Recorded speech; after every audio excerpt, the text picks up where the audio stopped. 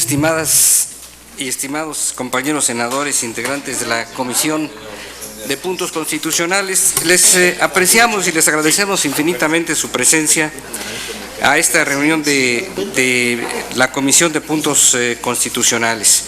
Se trata de poner a consideración de ustedes distintos proyectos de dictamen que se considera que han quedado sin materia en virtud de que han sido los temas propuestos abordados y resueltos en otra legislación ya aprobada por el Congreso. Por lo tanto, pues se considera que están sin materia. También tendremos la oportunidad de escuchar la exposición por parte de los señores diputados locales del Estado de Sinaloa, Héctor Melesio Cuen Ojeda, de la diputada María del Rosario Sánchez Atarain, y Robespierre Lizárraga Otero, representantes del proyecto de iniciativa ciudadana de reformas constitucionales en materia de segunda vuelta electoral y revocación de mandato, la cual fue presentada en la sesión ordinaria del 19 de noviembre pasado y turnada para su estudio a esta Comisión de Puntos Constitucionales, así como de Gobernación y de Estudio Legislativo. Damos a ustedes la más cordial bienvenida. En su oportunidad hicimos llegar vía correo los anteproyectos de dictamen, así como la iniciativa ciudadana a las que hemos hecho referencia. Se hizo llegar a sus oficinas una carpeta que contenía dichos documentos y un alcance correspondiente a la sustitución de un dictamen en el apartado de los que se presentarán a consideración sobre la base de que se trata de cuestiones ya previstas por el orden jurídico nacional. En la primera versión del proyecto de orden del día, del que tuvieron conocimiento, se incluyó el proyecto de dictamen sobre la iniciativa de un decreto para adicionar el párrafo B del artículo 102 constitucional en materia de organismos protectores de derechos humanos, el cual por su naturaleza se reserva para una posterior reunión. Toda vez que se formularan planteamientos sobre la totalidad de las iniciativas recibidas con respecto al apartado B del artículo 102 constitucional relativo a los organismos autónomos de protección de derechos humanos. El proyecto de dictamen se sustituyó por el relativo a la iniciativa con proyecto de decreto por el que se reforma la fracción 9ª del artículo 107 constitucional en materia de amparo. Este proyecto de dictamen también se les envió de forma electrónica ayer y físicamente a sus oficinas por la mañana el día de hoy.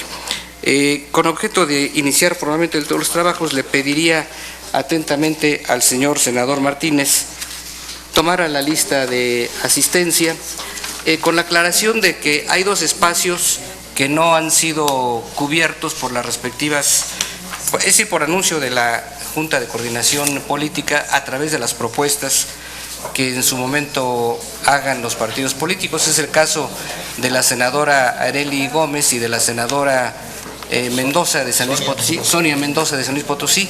Por lo tanto, la comisión tiene en este momento 13 integrantes. Le pediría nos verificar el quórum, señor secretario. Con mucho gusto, señor presidente.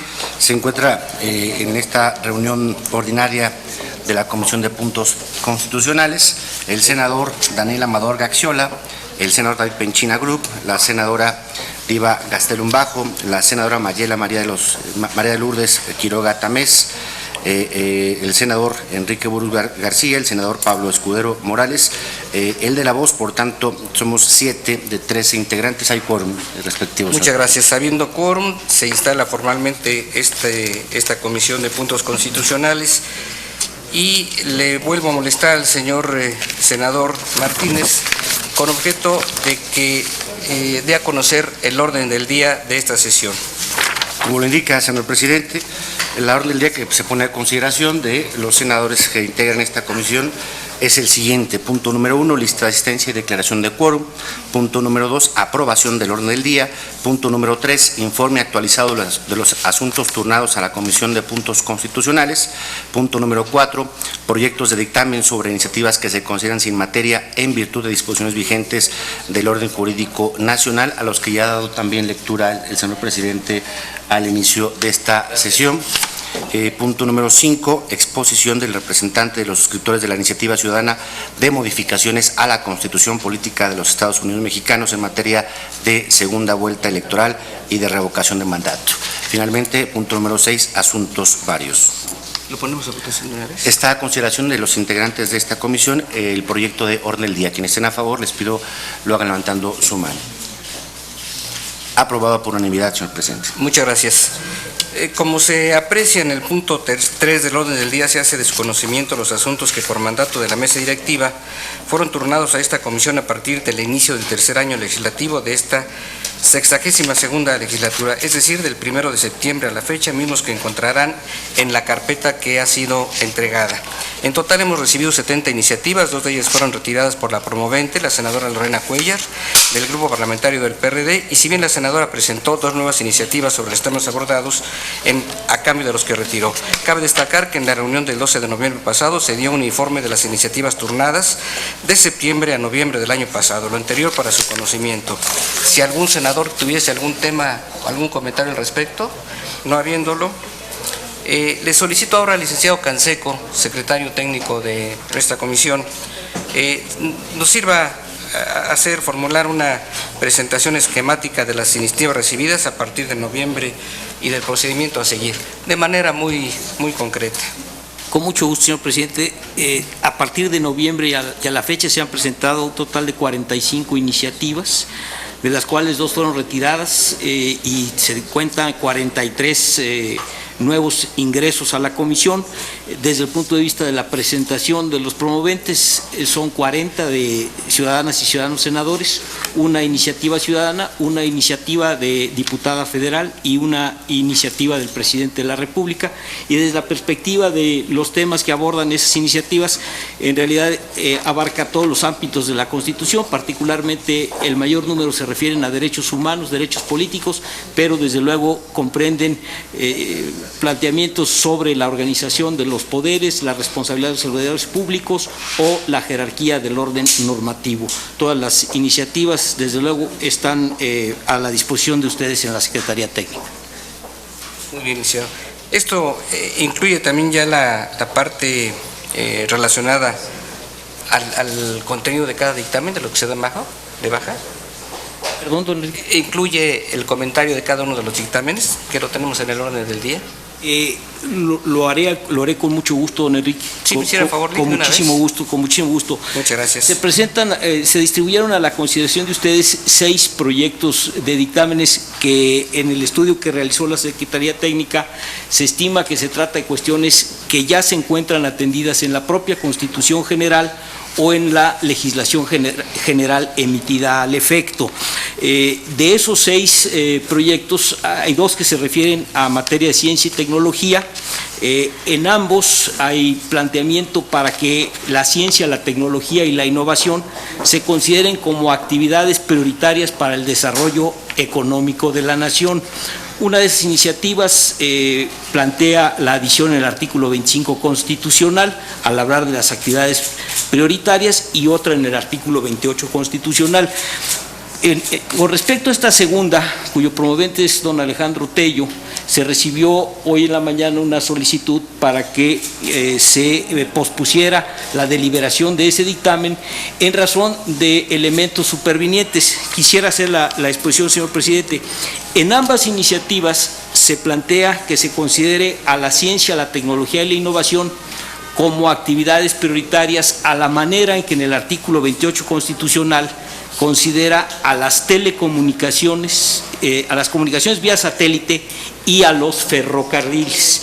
El planteamiento que hace el senador Tello de abundar en mayores elementos para juicio de ustedes es en el sentido de no plantear la ciencia, tecnología y la innovación como actividades prioritarias en ese sentido económico de la participación del Estado o de los sectores social y privado, sino en el sentido de la relevancia, la importancia que tienen esas tareas para el desarrollo nacional. Ha enviado un documento que sustenta una serie de componentes adicionales para la valoración de ustedes. Lo menciono porque ya no haré referencia a ese proyecto de dictamen, si ustedes lo autorizan así. El primer dictamen que se estima sin materia corresponde a una iniciativa de 2007 del entonces senador Silvano Aureoles, que propone en el artículo 3º constitucional, en dos porciones, en aquella que se refiere a los objetivos teleológicos de la educación en el párrafo 2º del artículo 3º, y la que se refiere a los criterios que orientarán la educación en el inciso C de la fracción 2ª del artículo 3º constitucional, el incorporar como un fin de la educación el fomento a los valores de la legalidad. El análisis que se ha hecho tanto de reformas al artículo 3º constitucional con posterioridad a la presentación de esta iniciativa, es decir, la reforma constitucional de 2011 en materia de derechos humanos, que incorporó como objetivo de la educación la promoción de la defensa y el respeto a los derechos humanos, y que ya contiene el sentido de que la educación deberá fomentar la convivencia en los valores de la justicia. Se estima que el artículo 3º constitucional, más las referencias a la Ley General de Educación, que la cultura de la legalidad es ya un objetivo de la educación. Por eso se presenta a la consideración de ustedes un dictamen que declare sin materia la iniciativa. El segundo proyecto es el que refería del artículo 25 constitucional. El argumento fundamental es el siguiente: la Constitución establece la posibilidad de que en la legislación general o en la legislación derivada de la Carta Magna se establezcan actividades de carácter prioritario. No es una circunstancia cerrada. Tanto la Ley de Ciencia y Tecnología, la Ley de Entidades Paraestatales y la Ley del CONACYT establecen que las actividades que realiza particularmente el Consejo Nacional de Ciencia y Tecnología son prioritarias para el desarrollo nacional. Por tanto, se estima que ese objetivo se encuentra plenamente recogido en la legislación secundaria. Hay dos iniciativas, una sobre cuencas hidrológicas y otra sobre atribuciones al Congreso de la Unión para legislar en materia de aguas nacionales. Si me permiten, las comentaré juntas. Son iniciativas que van a un mismo objetivo, es decir, establecer lineamientos para la emisión de legislación en materia de aguas. La reforma al artículo 4º constitucional de 2012 estableció en el artículo 4º señalamientos específicos en materia del derecho del agua y de las atribuciones del Congreso de la Unión para legislar de manera concurrente para los tres órdenes de gobierno las cuestiones relativas al uso, aprovechamiento y explotación del agua. El artículo 3º transitorio de ese decreto, de manera específica, ordena la expedición de una Ley General de Aguas, que por cierto aquí hay una iniciativa presentada en el Senado y hay otra iniciativa que se discute en la Cámara de Diputados, como ustedes lo conocen. En nuestra opinión, el objetivo de estas propuestas se alcanzó con la reforma de 2012. Y finalmente, señor senador, lo que hace a la propuesta de modificación a la fracción 9ª del artículo 107 constitucional, que se refiere a una cuestión muy específica de la procedencia del recurso de revisión en el amparo directo cuando la sentencia verse sobre derechos humanos contenidos en tratados internacionales. En el estudio que se hizo de esta iniciativa se deben mencionar tres elementos por los cuales el propósito se encuentra alcanzado en nuestra legislación. En primer lugar, que el artículo 1º constitucional reconoce la aplicación de los tratados internacionales en materia de derechos humanos. La fracción primera del artículo 103 constitucional, que para esa hipótesis establece la procedencia del juicio de amparo, y la fracción sexta del artículo 107 constitucional, que da al Congreso una amplia facultad para establecer los procedimientos a través de los cuales se tramitarán los juicios de amparo, sin distinguir directo, indirecto o cualquier recurso. En ejercicio de esa atribución, ustedes aprobaron la Ley de Amparo en vigor, que en el artículo 81, y como lo destaca la iniciativa, por cierto, que se considera, ya establece la hipótesis de la procedencia del recurso de revisión en amparo directo cuando la sentencia verse sobre un derecho humano contenido en un tratado internacional. En ese sentido, se estima que el objetivo que pretende la iniciativa se encuentra colmado tanto en la norma constitucional como en la ley de amparo, y por tanto se propone se declare sin materia. Serían las 5 iniciativas. Muchas gracias, licenciado Canseco. Le rogaría al señor senador Martínez tomara la consulta y la votación de si se dispensa la lectura de los dictámenes en virtud de que fueron previamente entregados por vía electrónica. Como lo indica, señor presidente, consulto a los integrantes de esta comisión si se dispensa la lectura de los dictámenes que fueron entregados con antelación. Quienes estén a favor, les pido lo hagan levantando su mano. Se dispensa la lectura, señor presidente. Muchas gracias. Dispensada la lectura, ahora le reinsisto en que tomemos la votación para ver si están de acuerdo en que se desahogue en un solo acto la discusión de los proyectos en comento. ¿Se retira la detalle, verdad? Sí, se retira la detalle. Bien, consulto a los integrantes de la comisión si están de acuerdo en que desahoguemos de un solo momento los 5 proyectos que se presentan a discusión. Quienes estén a favor, les pido lo hagan levantando su mano. Sí se dispensa, perdón, sí se permite desahogarlo en un solo momento, señor presidente. Le consulto a los presentes si estuviesen de acuerdo en desahogar en un solo acto también la discusión de los 5 proyectos. Quienes estén por la afirmativa, sírvanse manifestar.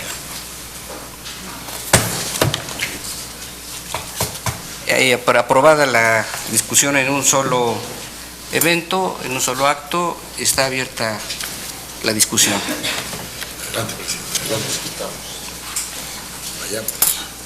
¿Tomamos la votación? No habiendo discusión, entonces procedemos a la votación de los proyectos que están a consideración.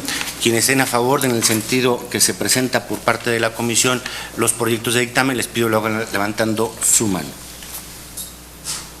¿Están aprobados en el sentido que se presenta, señor presidente? Muchísimas gracias. Aprobados los dictámenes. Le pedimos a la Secretaría Técnica hacer el trámite necesario, dar vista a la mesa directiva para actuar en consecuencia. Ahora me permito solicitar a la Secretaría Técnica que por la iniciativa que fue presentada a la mesa directiva por parte de diputados del Estado de Sinaloa, demos paso ahora ya a la propuesta. Les comento brevemente que en términos de la reforma constitucional, la iniciativa ciudadana debe contener un mínimo del 0.13% del listado del electorado nacional, de la lista nominal de electores. Fue presentada en mesa directiva lo turnó al INE, el INE corroboró la existencia de ese número, fue regresado, por supuesto, y nos lo turna a la Comisión de Puntos Constitucionales, de Gobernación, de Estudios Legislativos, para su dictamen, pero está previsto que al inicio de la discusión ordinaria, los autores de la iniciativa harán una breve exposición y después ya seguimos con el trámite normal. Así que, en consecuencia, va a ser el señor diputado Héctor Melesio el que exponga. Adelante. Muchas gracias. Con su permiso, señor presidente. Estamos aquí para precisamente un tanto explicar, defender una iniciativa ciudadana que para nosotros es muy importante. Es una reforma a la Constitución Política de los Estados Unidos Mexicanos para regular la segunda vuelta electoral y la revocación de mandato. Aquí, sobre todo, trata algunos artículos a reformar. Está el 54, el 63, el 77, 116 y 122, y algunas adiciones, sobre todo a los artículos 41 y 116 de la Constitución de México. Cabe aclarar que esto es historia. Para nosotros es muy importante todo esto, porque hay que recordar aquel 12 o 9 de agosto del año 2012, en aquella reforma político-electoral muy importante para México, donde se tenía mucha incertidumbre sobre la toma de protesta del presidente electo de México, que 6 años atrás había habido muchos problemas y precisamente ahí se hizo una reforma, no únicamente tomar protesta ante lo que es el Pleno de la Cámara Baja de Diputados, sino también ante la mesa directiva del Senado, de la propia Cámara Baja de Diputados y también ante el presidente del Supremo Tribunal de Justicia. Pero junto con ello se aprobó la consulta popular, las candidaturas independientes, qué hacer en caso de que falte el presidente de la República y algo bien importante para nosotros, lo que es la iniciativa ciudadana. Y precisamente esto data desde entonces, tardaron un poco las leyes secundarias y hoy nosotros por primera vez aquí en la historia, después de la reforma político-electoral, estamos presentando una iniciativa y esto precisamente es en torno a la fracción séptima del artículo 35 de la Constitución de México, que al mismo tiempo en lo que es el artículo 71, como lo podemos ver allí, de manera muy clara dice que para poder presentar una iniciativa ciudadana forzosamente se necesita respaldo popular. Y dentro de este respaldo popular es cuando menos el 0.13% de lo que es el padrón electoral de México, que en ese tiempo era alrededor de 80.8 millones de ciudadanos. De tal forma que se necesitaban alrededor de 105,000 firmas o apoyos de todo México. Ustedes pueden ver en la segunda presentación aquí, esto lo presentamos aquí ante la mesa directiva del Senado de la República. Lo presentamos un 25 de septiembre del año 2014, porque esto para nosotros es paradójico, porque 2 días después se presentó un fenómeno aquí en México muy interesante, que es lo de Ayotzinapa. Hay que recordar lo que pasó en ese tiempo, cómo se dio una polémica muy grande, cómo senadores de aquí de esta Cámara propusieron que se revocara el mandato en ese entonces del gobernador del estado de Guerrero, como el presidente del Instituto Nacional Electoral, Francisco Córdoba, dijo que esto no era posible porque no existía el marco jurídico, que no existía la revocación de mandato aquí en México. De tal manera que nosotros consideramos que fue algo paradójico el hecho de presentarlo un 25, el 27 se dan fenómenos difíciles de ingobernabilidad, sobre todo en algunas entidades federativas de México, pero lo importante es que ya teníamos aquí esa iniciativa ciudadana. Ustedes pueden ver cómo el apoyo ciudadano son 227,130 firmas, las que trajimos aquí al Senado de la República. Las 105,000 firmas eran de todo México.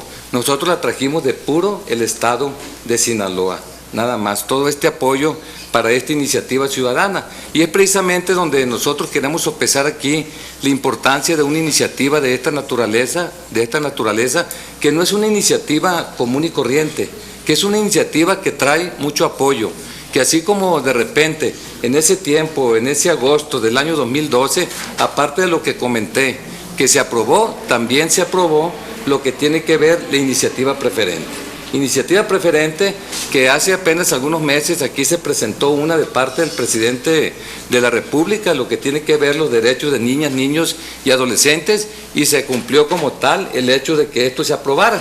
Nosotros ya en el estado de Sinaloa estamos haciendo lo propio para la armonización de la misma. De tal manera que ese es el apoyo que nosotros traemos, como bien lo dijo el señor presidente de esta comisión. El 19 de noviembre del año pasado, la Dirección Ejecutiva del Registro Federal de Electores informa a la Secretaría Ejecutiva del INE lo siguiente, que el número de ciudadanos solicitantes representados por el C. Héctor Melesio Cuen Ojeda, que proponen proyectos de decreto para reformar y adicionar diversos artículos a la Constitución Política de los Estados Unidos Mexicanos, cumple con el requisito establecido por la fracción cuarta del artículo 71 constitucional. Podemos ver en la parte de abajo, no fue fácil, creo que el tamiz que se tiene en el INE no es fácil, porque inclusive se hicieron 750 visitas domiciliarias en el estado de Sinaloa para corroborar así in situ si realmente la gente apoyó esta iniciativa. De tal manera que de 227, viene aquí quedando 214,000, esto por algunas cuestiones estadísticas que hicieron, que había algo borroso, que unas eran fotocopias, entre otras cosas, y de esto, una vez que se confrontó con el Padrón Electoral de México y al mismo tiempo la revisión que se hizo en torno a la validación, nos quedaron 166,438 ya validadas, que corresponde al 0.21% del Padrón Electoral de México, pasando así lo que es esta primera prueba para pasar aquí a comisiones. Enseguida nosotros tenemos ya lo que es la segunda vuelta electoral. En la segunda vuelta electoral sabemos que el ganador necesario y mínimamente debe alcanzar el 50% más 1 de la votación. Es la propuesta que nosotros estamos haciendo. Creo, y es nuestro punto de vista, que nosotros estamos haciendo una propuesta aquí un poco light, con la finalidad de que los señores senadores lo pudieran discutir, inclusive se puede ser más rígida todavía o que haya mayor dificultad en lo que es la segunda vuelta electoral. Normalmente este sistema se asocia con 2 vueltas electorales y con la presencia de restricciones en las opciones que se presentan a la segunda vuelta, solo 2 candidatos de los que contengan la mayor votación. Este método es utilizado en países como Argentina, Chile, Colombia, Perú, Ecuador, Guatemala, Bolivia, Nicaragua, El Salvador, Honduras, Costa Rica, Uruguay, Paraguay, Venezuela, Puerto Rico, República Dominicana, Guinea Ecuatorial y España. Esto lo comento para que vean que esto no es raro en el mundo, es algo que se da, ¿no? Por mencionar solo algunos. Todavía no aplica en México y por eso la importancia de esta iniciativa. El mecanismo de la segunda vuelta electoral permite alcanzar una mayoría absoluta entre los 2 contendientes en la segunda votación para garantizar así una mayor gobernabilidad o al menos una mayor legitimidad de quienes resulten electos. Nosotros nos hemos dado cuenta cómo existen problemas aquí en México. De repente nuestros gobernantes no están llegando con mayoría absoluta, están llegando con poco apoyo de la ciudadanía y esto tiene como consecuencia de que no se les trate con respeto.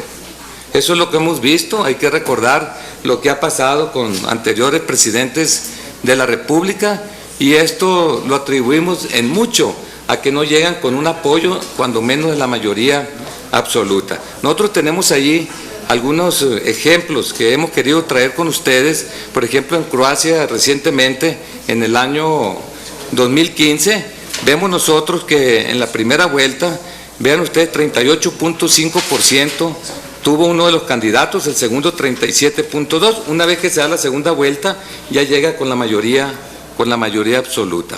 Tenemos otro ejemplo de la elección en Colombia. Esto, la verdad que es muy interesante, porque aquí gana la elección en la segunda vuelta quien quedó en segundo lugar en la primera vuelta, que es precisamente Juan Manuel Santos Calderón, que tuvo el 25.69%. Una vez que se da la segunda vuelta, tiene el 50.95%. También tenemos el ejemplo de Uruguay, en donde Tabaré Vázquez en la primera vuelta tiene el 47.81% y después tiene el 56.50%. Posteriormente tenemos el ejemplo de Costa Rica, donde Luis Guillermo Solís Rivera apenas en la primera vuelta tiene el 30.64% y en lo que es la segunda vuelta el 77%. Esto tiene como consecuencia que da legitimidad, pero veamos lo siguiente. Nosotros tenemos las últimas experiencias en México. Tenemos nosotros, por ejemplo, en el caso de 1994, si le pueden mover por favor ahí, en 1994 Ernesto Zedillo Ponce de León llega a la presidencia de México, pero antes el Parteaguas Democrático de México en 1988, cuando compitió el señor Carlos Salinas de Gortari, donde estuvo presente Cuauhtémoc Cárdenas Solórzano y estuvo presente también el señor Cloutier de Sinaloa. Estuvo presente también una mujer, Rosario Ibarra de Piedra, que lamentablemente en ese tiempo no tuvo ni siquiera el 1% de la votación. Pero en el caso del señor Carlos Salinas de Gortari, hay que recordar que ese día se iban a dar los resultados.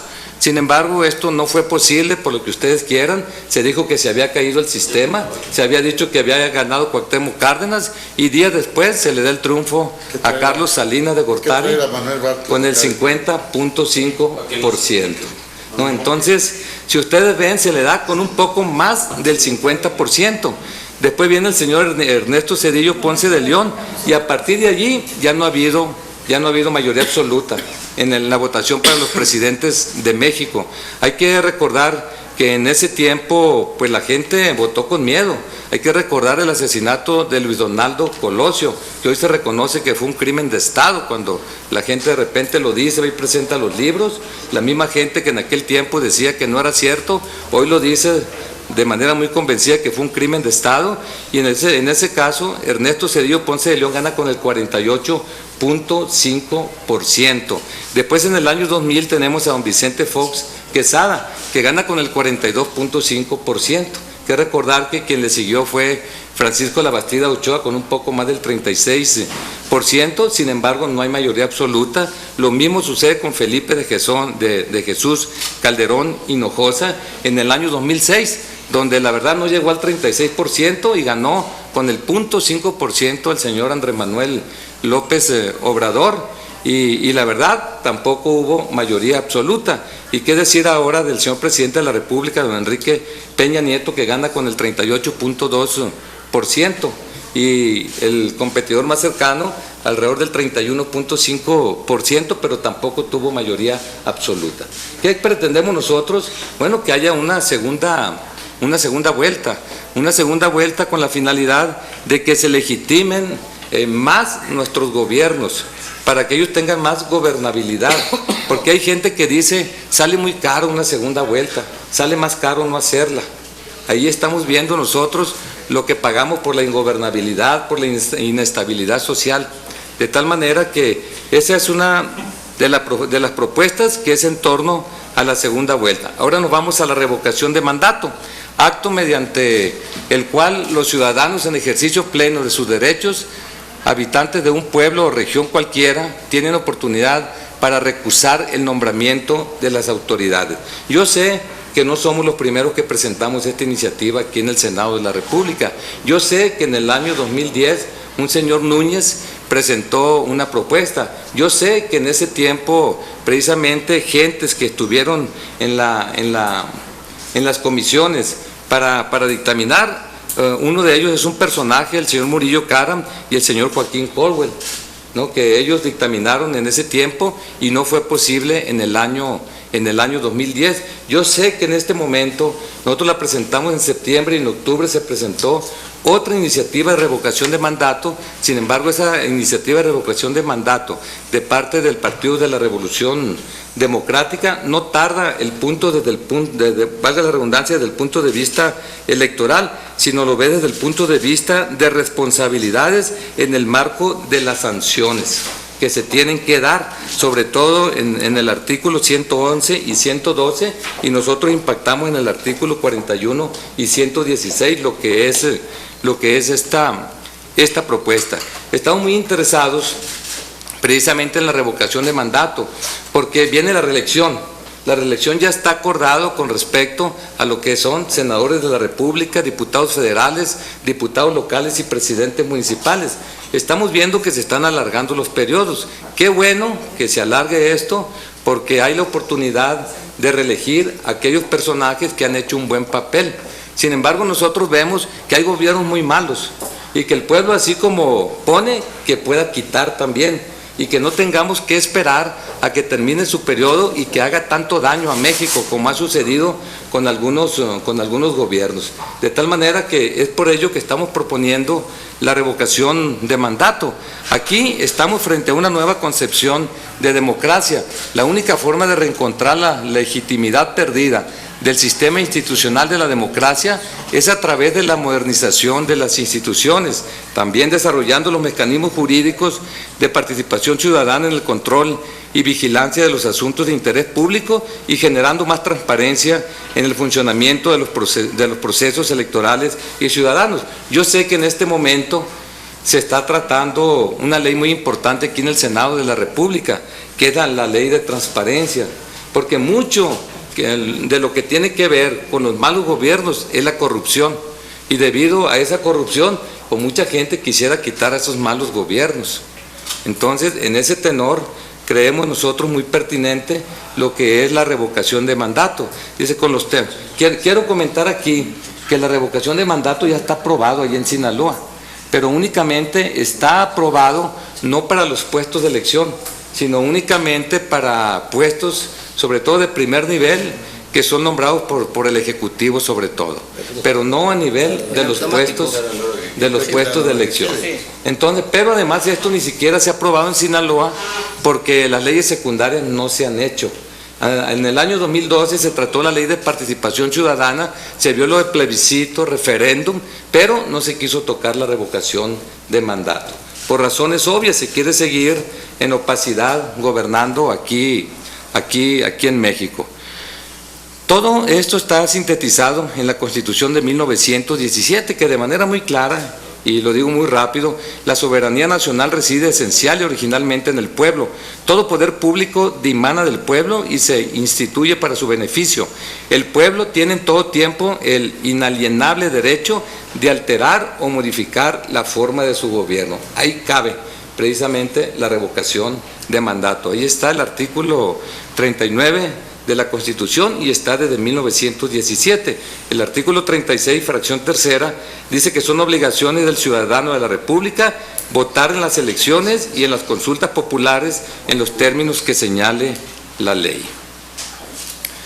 Ahora que será posible la reelección, ya lo dije ahí, esta es la oportunidad para ratificar en las urnas a los buenos servidores públicos, pero si alguno de ellos está haciendo mal uso de su encargo, también los ciudadanos podrán revocar su mandato. Para cumplir estos propósitos, las autoridades idóneas son el INE en materia federal, así como las autoridades electorales locales que podrían constituirse como los órganos responsables de organizar la revocación de mandato y la consulta popular. Es decir, ya existe prácticamente la estructura. Los casos recientes de revocación de mandato, que no son recientes, vean lo que pasó en Venezuela el 15 de agosto del 2004, Venezuela lo tiene desde el punto de vista constitucional.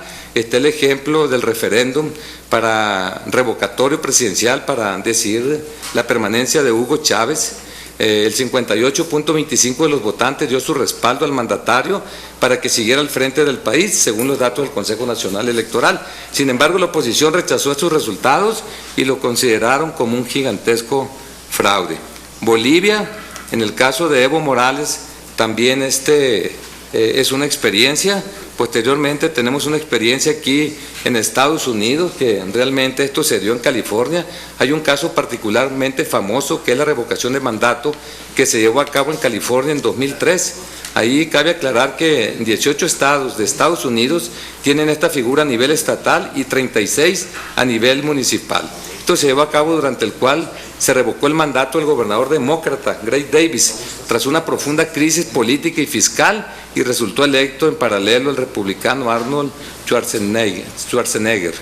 Este fue, dice, el segundo caso en el que se ha revocado el mandato de un gobernador en Estados Unidos desde principios del siglo XX, pero aquí hay algo interesante. Aunque en California ya hubo 36 intentos que no lograron su objetivo.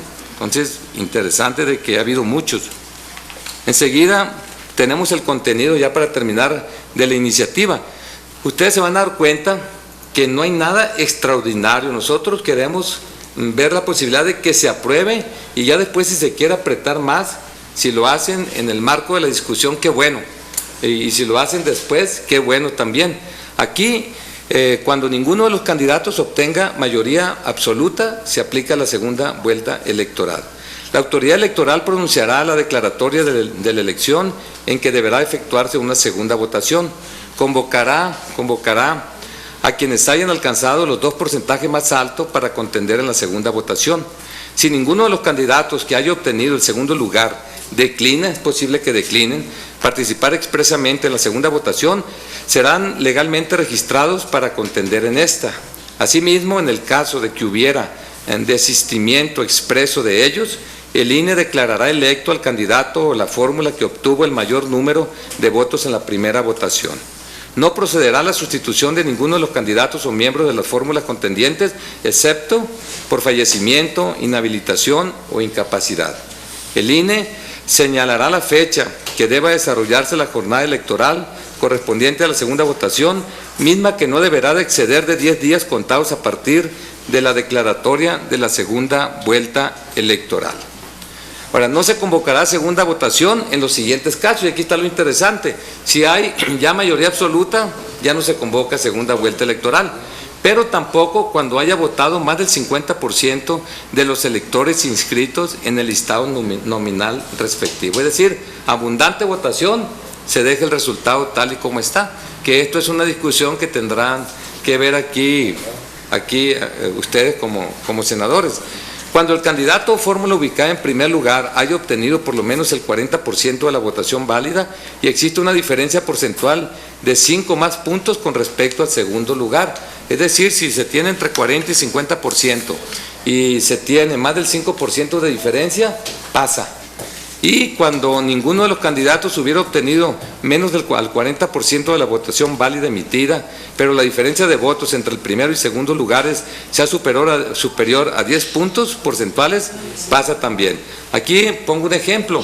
Por ejemplo, el actual presidente de la República ganó con el 6 puntos y fracción por ciento, tuvo menos del 40%, no pasa, por ejemplo. No se diga el anterior, en el caso del señor Felipe Calderón Hinojosa, que tuvo menos del 40% y ganó con el 0.5%, no pasa. Nada más como ejemplo. Revocación de mandato. La revocación de mandato es una forma de consulta popular mediante la cual la mayoría absoluta de los ciudadanos pueden recusar el nombramiento de autoridades elegidas. Los servidores públicos elegidos popularmente podrán ser recusados en cualquier tiempo de su mandato, siempre que tengan más de una tercera parte de asumido el encargo. Tratándose de funcionarios públicos de primer nivel, es decir, también aquí caben los funcionarios públicos de primer nivel, designados por los poderes ejecutivos o judicial, la petición será presentada por escrito a la superioridad de quien haya emanado el nombramiento para su reconsideración. Si los peticionarios no fueren satisfechos por la superioridad que hizo el nombramiento, podrán recurrir a cualquiera de las cámaras de senadores o diputados como cámara de origen, quienes, oyendo a las partes, resolverán en justicia. La revocación de mandato procederá para presidente de la República, senadores y diputados federales y para funcionarios públicos de primer nivel designados por los poderes ejecutivo o judicial. Y termino con esta lámina. Las entidades federativas regularán lo relativo a la segunda vuelta electoral para gobernadores, diputados locales, presidentes municipales, síndicos, regidores y, en el caso del Distrito Federal, jefe de gobierno, delegados y asambleístas. Así también legislarán la revocación de mandato en sus disposiciones constitucionales y secundarias para garantizar que los ciudadanos, en ejercicio pleno de sus derechos, puedan recusar el nombramiento de sus autoridades de elección popular o designaciones por poderes ejecutivos y judiciales.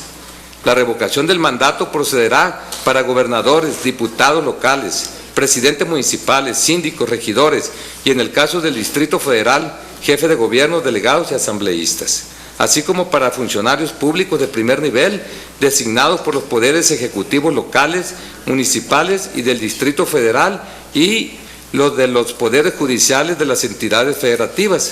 Estas disposiciones se aplican también para los servidores públicos de primer nivel de los organismos de las entidades federativas autónomos y descentralizados. Eso es lo que nosotros traemos y bueno, la petición es que se le dé curso a una iniciativa de esta naturaleza, pero sobre todo que se tome en cuenta que es una iniciativa que trae un empuje muy grande de ciudadanos, que es una iniciativa donde hay 227,230 ciudadanos que están de acuerdo con ello y que la verdad pues es algo que vale la pena, así lo creemos nosotros como ciudadanos diputados, así lo creemos porque el país está viviendo otros tiempos. Cuando se rechazó aquello en el año 2010 eran otros tiempos. Hoy estamos viendo problemas de inestabilidad aquí en el país en todos los sentidos. Estamos viendo algunas entidades federativas que prácticamente son estados fallidos, algunas entidades federativas. Afortunadamente esto no ha ido más allá, Sin embargo, creemos que cuando se sienta vigilado, ¿no?, ya cualquier funcionario o cuando una persona sea electa por parte del pueblo y que sepa que se puede recusar su nombramiento, creo que va a tener más cuidado en hacer bien las cosas. Eso se llama rendición de cuentas en pocas palabras. Es cuanto, presidente. Muchísimas gracias, señor diputado Cuen.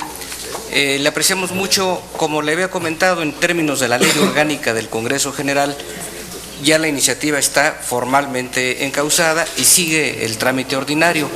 Nos mantendremos en contacto con ustedes. Muchísimas gracias. Podremos tener alguna información adicional. En fin, mantendremos el contacto con ustedes. Quiero también agradecerle a la diputada María del Rosario Sánchez Atarain y al señor diputado Robespierre Lizárraga Otero por esta reunión de trabajo. Los felicitamos por este ejercicio democrático. Muchísimas gracias. Son bienvenidos y mantendremos la comunicación. Le pido a la... Con la segunda vuelta Robespierre se hubiera salvado la cabeza. Se hubiera salvado la cabeza en la segunda vuelta. Ahí sí lo hubiera librado, efectivamente. No lo hubiera callado. No lo hubiera Robespierre no lo hubiera guillotinado. le habían aplicado la revocación. Le pido a la función de apoyo parlamentario que acompañe a los señores diputados Muchísimas cuando gracias. deseen retirarse. Bienvenidos, muchas Con su gracias. permiso, muchas gracias Y a para todos. concluir, muchas gracias. En asuntos generales, me permito hacer un breve comentario. Tenemos 4 iniciativas que la Junta de Coordinación Política nos ha marcado como prioritarias. Estamos solicitando de ustedes el que de hoy en 8 convoquemos a reunión de comisiones dictaminadoras en los temas de anticorrupción, seguridad y justicia, desapariciones forzadas y ahora nos... Sí, dictaminadoras. ¿Sí? En la próxima. Sí, es que enviaron la minuta y Ya viene la minuta. se turnó desde la semana pasada. Exacto. Ahorita se va a entregar de nuevo. No, de hoy en 8. De mañana en 8. De mañana en 8. No, pues ya estuvo, ya viene la minuta de Cámara de Diputados. Consideramos que es un buen trabajo, Armando, que es un trabajo bastante serio, bien documentado. Te envío de todos modos. Estamos hablando del Sistema Nacional Anticorrupción. Sí. La minuta de Cámara de Diputados. Y Sí. es un acuerdo de Junta de Coordinación Política. No, un acuerdo que lo tratemos. No, que lo tratemos, no que se apruebe. Que tal vez podamos, ahorita, presidente, ver si hay, yo creo que cosas que esa minuta que está bien hecha requiere una mejora. Bueno, lo platicaremos en su momento, si te parece, ¿no? Son 4 temas que van a ser planteados ya con todas las comisiones dictaminadoras. Si hubiese algún comentario de parte de los asistentes, ¿ninguno? Sí, seguimos con la otra. De no ser así, les agradecemos mucho su presencia. Nos reuniríamos De mañana en 8. Y el cuarto, ¿no? De lo de salarios. Y salario mínimo, Y salarios sí. mínimos también. Vas a llegar. Sí, Es básicamente lo de regresar al transitorio original. Exacto. Sí. Se le hacemos llegar todo, maestro, con oportunidad, Es que, bueno, vale la pena verlo. Si no sale, ya se quedó.